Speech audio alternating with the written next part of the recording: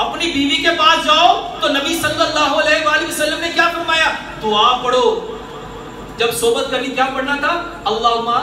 अल्लाहुम्मा जन्निबनी शैताना मा रज़क़तना। अगर ये दुआ नहीं पढ़ी तो शैतान मेरे साथ, मेरी बीवी के साथ क्या करेगा? वती करेगा। और अगर वो मुझसे पहले इंजाल हो गया तो बच्चा कैसा ठहरेगा? और आज हम कहते नहीं यार माँ पे तो चंगे ने शैतान की तो निकल आया। दुआएं नहीं आती। कपड़े पहनते हुए दुआ पढ़नी थी। हम में से कितने हैं जो आईना देखते हो और दुआ पढ़ते हो? अल्लाहुम्मा हसनता खल्की व हुस्न खुलुकी। कितने हैं जो सुबह उठते वक्त प्यारे पैगंबर जनाबे मोहम्मद सल्लल्लाहु अलैहि वसल्लम दुआ पढ़ते थे?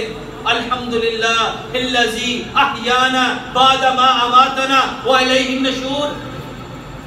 सुबह होती थी नबी सल्लल्लाहु अलैहि वसल्लम कितनी दुआएं पढ़ते थे? अस्बहना अस्बहुल मुल्कु लिल्लाह वल्हम्दुलिल्लाह। हम में से कितनों को आती हैं? अल्लाहुम्मा बिका अमसैना बिका अमसहना अस्बहना। सुबह के अज़कार, शाम के अज़कार, घर से निकलने के अज़कार, खाना खाने के अज़कार, कपड़े पहनने के अज़कार, बिस्तर पे जाने के अज़कार, सोने के अज़कार, कितने याद है? और फिर कहते हैं डॉक्टर साहब पता नहीं बाल ये चीज़ें चिपड़ गई हैं। सच बताओ जो बंदा इतने अज़कार करता होगा, ये चीज़ें मेरे मोहतरम भाइयों, सबब एक है, सबब एक है। और वो सबब क्या है? हमने किसको छोड़ा है? इस्लाम को।